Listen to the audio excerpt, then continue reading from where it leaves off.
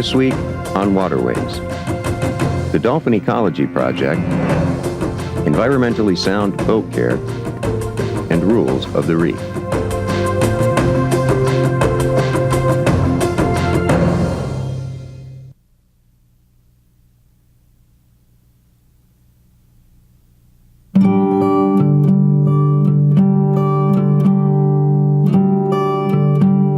When the Florida Keys National Marine Sanctuary was established, one of its goals was to collect baseline data on the environment. After basic information was collected, informed decisions could be made affecting the overall health of the marine ecosystems. Lobster, queen conch, and coral are a few species on their list. Missing from this list of species is dolphins. While dolphins were known to inhabit the waters of the Florida Keys, not much more was known.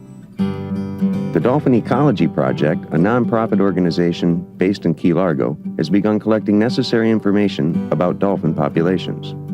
But I was really surprised to find out that there's never really been a dedicated study on bottlenose dolphins in the Florida Keys. No one had really studied the bottlenose dolphins other than a few aerial surveys that have been done in the past, in the 70s, and then even as recently as the 90s, there have been some aerial surveys. And that pretty much demonstrated that yes, there are dolphins throughout the Florida Keys, and they seem to be in the Florida Keys year-round.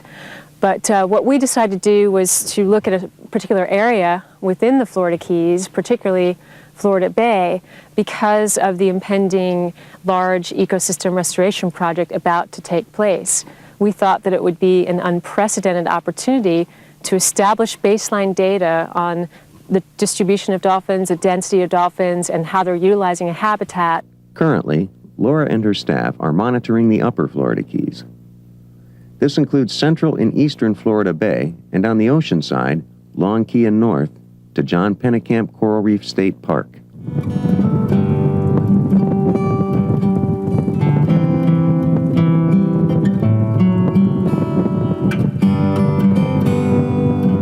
What we're looking for is anything that breaks the pattern on the surface. A lot of times you can see the dorsals above the surface, even at a great distance, or any sort of splash or movement in the water is worth looking at.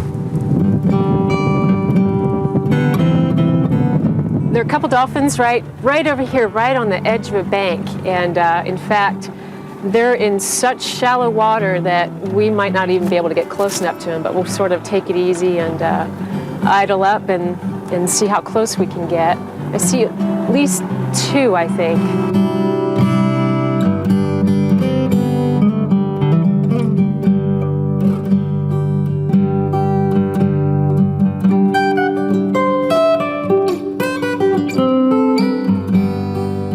What we need to do now is try to approach them very slowly to try to get close enough to get a really good picture of their dorsal fin. In order to do that, it's a real art, actually. We have to get exactly parallel to them and get the perfect perpendicular shot of the dorsal fin so that we can pick up any sort of unusual markings on the fin.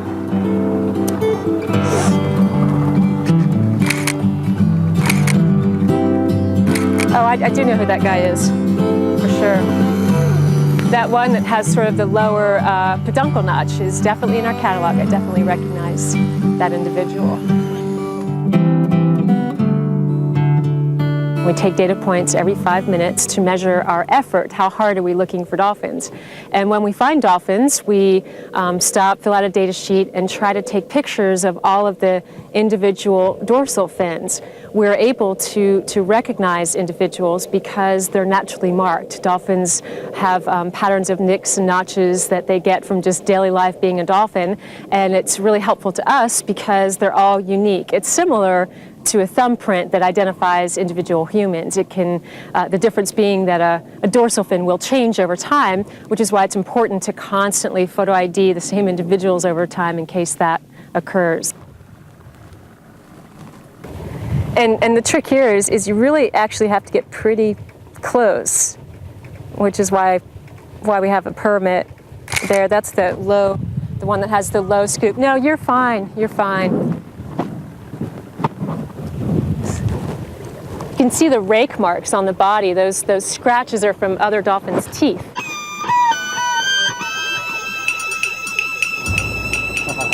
Okay, neutral.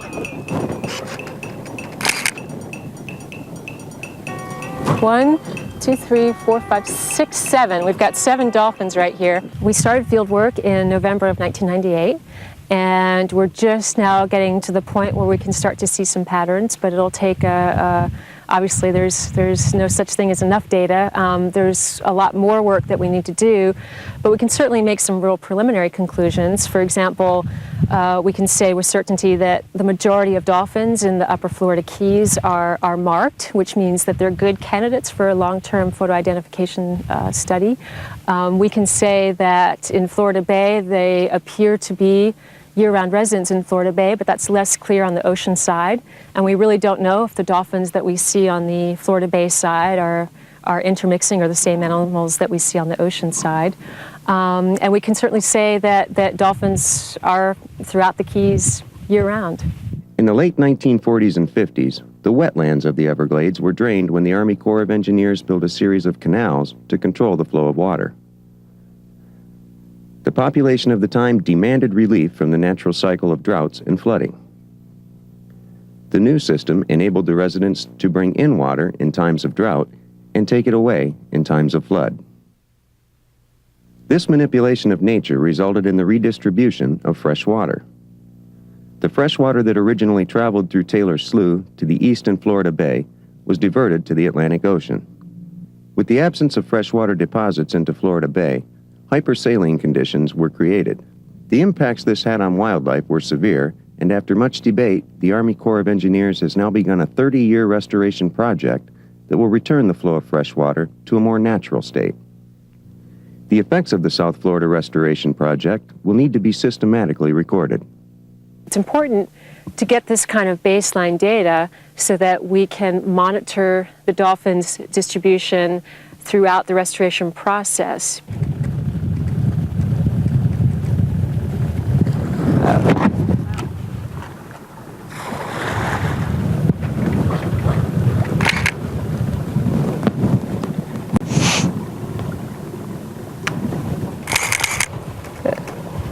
Okay. Excellent.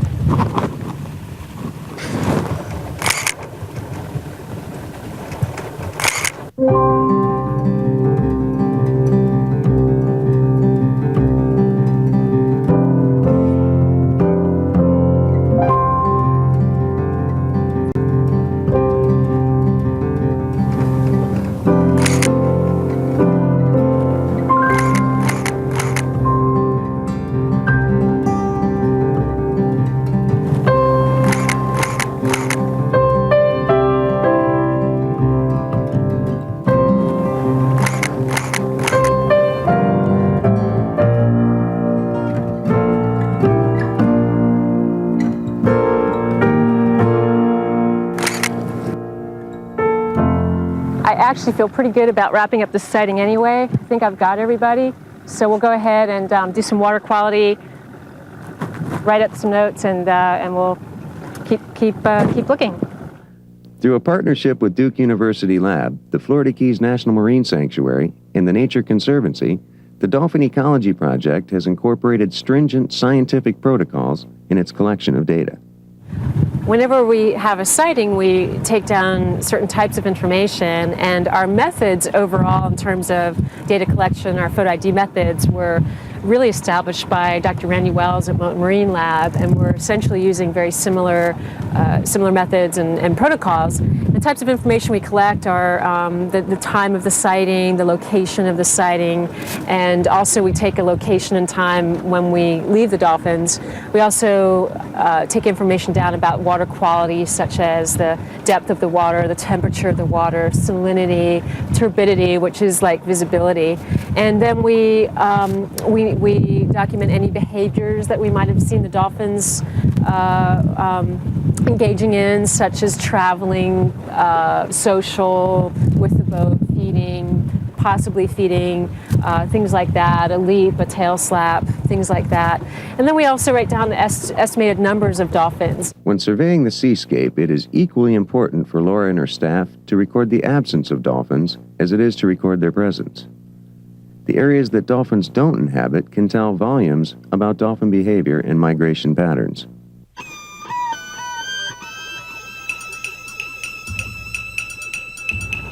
Just found another group. I've only seen one here, but there's another one off in the distance to our right, and we haven't gotten quite close enough to see who's here.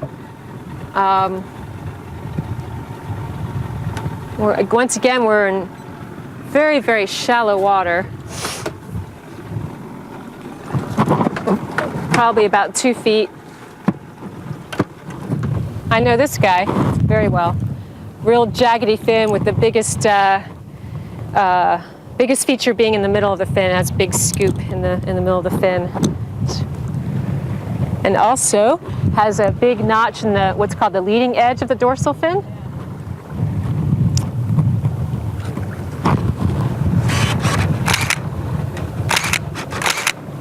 Can't believe this. Through the water dorsal photos, the water is very clear.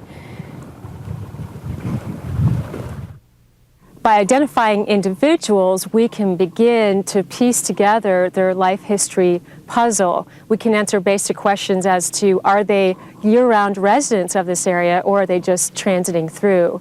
How long do they live? How many calves do they have? How many males versus females, which is something that's very difficult for us to answer at this point in time. Let's turn this way.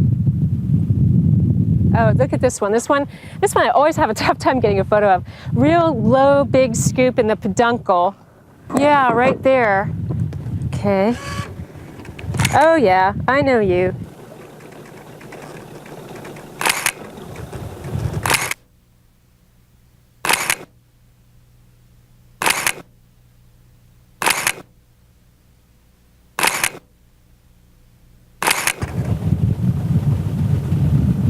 So what we do once we have taken all of our photos and gotten all of our data sheets, we go back into the lab and sort through all of the pictures, label all the slides, and try to match some of the fins that we've seen out in the field with the dorsal fins in our photo ID catalog of individuals. And right now we have about 185 dolphins in our catalog. If we can't find the dorsal fin in the catalog, we have to go through the entire catalog twice at least to make sure that it's not there before we bring in the new dorsal fin. So it's a very time-consuming process.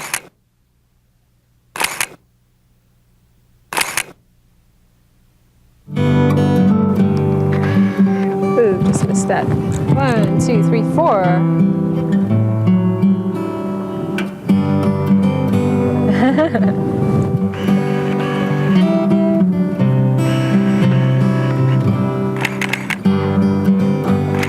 Posers.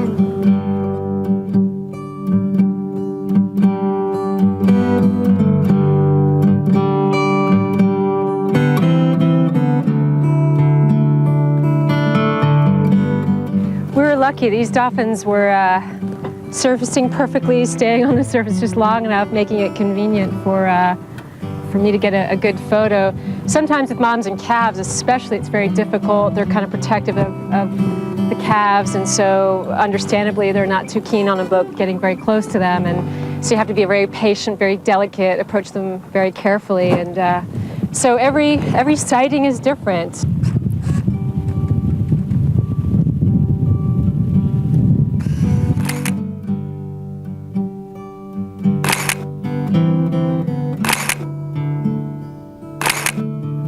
This catalog that the Dolphin Ecology Project is compiling, along with the water quality data that accompanies the catalog, will be shared with environmental agencies, government decision makers, and educational institutions worldwide. The decisions made from this data will help preserve and restore dolphin habitat. So we're just adding yet another piece of information to this very, very complex puzzle. So perhaps if we're seeing trends in the distribution of dolphins, other scientists are seeing other trends, and then when you put them all together, you can tell a more complete story. This more complete story will help our resource managers make informed decisions based on facts, not on opinions.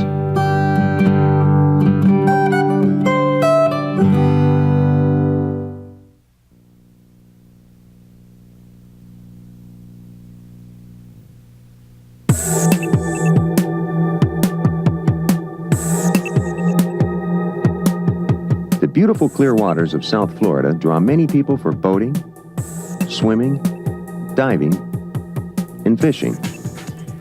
Each year, the Florida Keys alone sees 6 million visitors. The state of Florida has close to 900,000 registered boats. Boat care and maintenance has a direct impact on both land and marine environments. In my line of work, I see boats clean on a daily basis. A clean boat is more than a matter of pride. It requires a lot less maintenance in the long run. There are many, many products on the market to clean boats, some of which are made specifically for boats and the marine environment. If you use household chemicals or industrial cleaners, please check the labels carefully. Cleaners with chlorine, phosphates, and petrochemicals can harm the environment. In many areas, use of these products is forbidden on or near the water. Many people feel that going to harsh chemicals, such as bleach, will clean your boats better than the products designed to be used on boats and around the water. This simply is not true. Whenever you clean your boat, the runoff will find its way into the waters of South Florida. Stormwater drainage in your neighborhood, like those at your marina, dump water runoff into the lakes, rivers, and bays of the state. Oil and chemicals from your driveway can pollute the waters we all enjoy. Remember, in the Keys, everything that you use to clean your boat in the marina and at home ends up in the water near our beautiful islands. Please choose your chemicals carefully. Of the 900,000 registered boats in Florida, 75% use two-cycle engines. These engines require that oil be mixed into the fuel. Manufacturers specify the correct mixture for peak performance. The proper fuel-oil mix is very important. What happens if you have too little oil in your fuel is that friction increases and you can damage your engine. If you have too much, then you get fouling of plugs and valves. This can be very expensive and increase your maintenance costs and fuel consumption. Another consequence of a fuel-oil mix that has too much oil is added pollution from engine exhaust. In a two-cycle engine, as much as 25% of the fuel used is exhausted unburned. This unburned mixture settles into the air and water of the bays and estuaries of South Florida. There are a lot of newer technologies that help you with the fuel-oil mix. The VRO automatically mixes the oil and the fuel so that the engine gets the most optimum mixture. Also, you can get a four-stroke engine. The four-stroke engines operate just like an automobile engine and are very efficient and very, very good for the environment. Not too long ago, there were fewer boats in Florida waters. In those days, sewage was an inconvenience, not an environmental problem. However, unregulated dumping of sewage is disastrous to the reef ecosystem and marine habitats. Many communities have designated no-discharge zones. In areas that are designated as a no-discharge zone, pump-out facilities are provided, either out on the water on a boat or on many piers and facilities along the sides of the water. When traveling South Florida waters, be sure to check for no-discharge zones and pump-out stations. You must also ensure that your marine sanitation device is in proper working order. Proper boat care and maintenance is a critical concern for environmental preservation. It is the responsibility of each individual boat owner to adhere to environmentally friendly boat care and maintenance.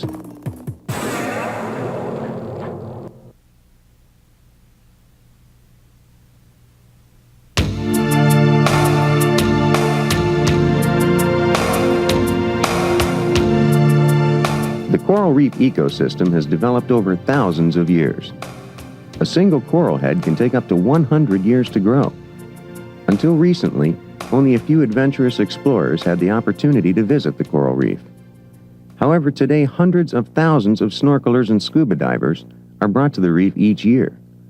With the addition of this new component to the reef ecosystem, it is important that divers and snorkelers are taught proper etiquette to ensure the survival of this fragile habitat. Hey, we're out here diving at the reef, and we just want to talk a little bit about diver interaction. It's not really interaction anymore. It's a misnomer. We're more observers on the reef. We look, but we don't touch. Diver experience on the reef is a visual experience. The most important rule while at the reef is do not touch. Now you got you're weighted properly, right? Yes, sir. Get your 8 pounds. Now you know once you get in, check your buoyancy, and then adjust accordingly. The little bit of air into your BC so that you don't go down and hit the reef. When a diver or a snorkeler touches a piece of coral, it damages the protective membrane and allows disease to infiltrate the coral. Sometimes contact between a person and the reef is accidental. A major cause of accidental destruction is divers who are not neutrally buoyant. Divers must make it a priority to obtain neutral buoyancy. Along with proper buoyancy, a diver must be perpetually aware of his location in relation to the reef. An errant fin kick or loose equipment can wreak havoc on coral. Be sure to tuck in all gauges and your octopus. Divers come down here from all over the country and all over the world, and they seem to be a lot more educated these days through Project Aware, through PADI, and some of the other organizations out there. They're educating the public. People know more. I mean, we still go through our same spiel on the boat about stay off the reef and keep your gauges tucked in and how to swim and check your buoyancy. But most of the divers now know that.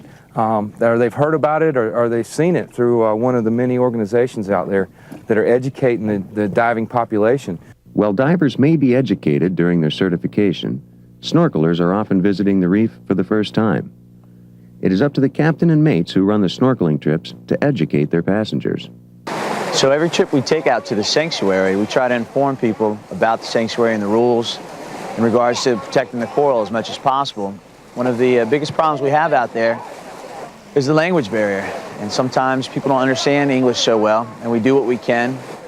We had a couple of people about 2 months ago that assured us they understood. They couldn't stand on the reef, weren't supposed to touch the coral, anything like that at all. But within 10 minutes of being out there snorkeling, I look out there, I'm watching them, and they're standing up on top of the coral. There's nothing we can do but call them back and make them stay on the boat. I can't allow them to be out there if they're going to damage the coral. It's getting better and better as more people get educated about the sanctuary, but we still run into problems with the language barrier, so sooner or later everyone will learn.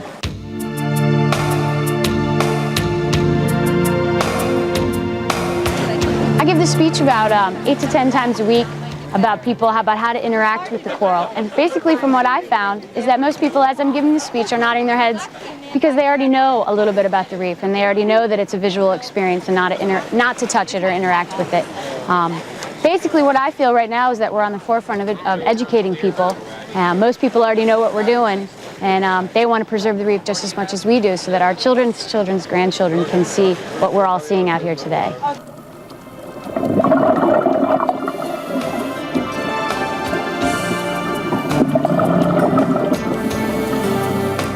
There is no question that the reefs of the Florida Keys have been deteriorating in recent years. Through education, snorkelers and divers can assist in the preservation of the coral reef.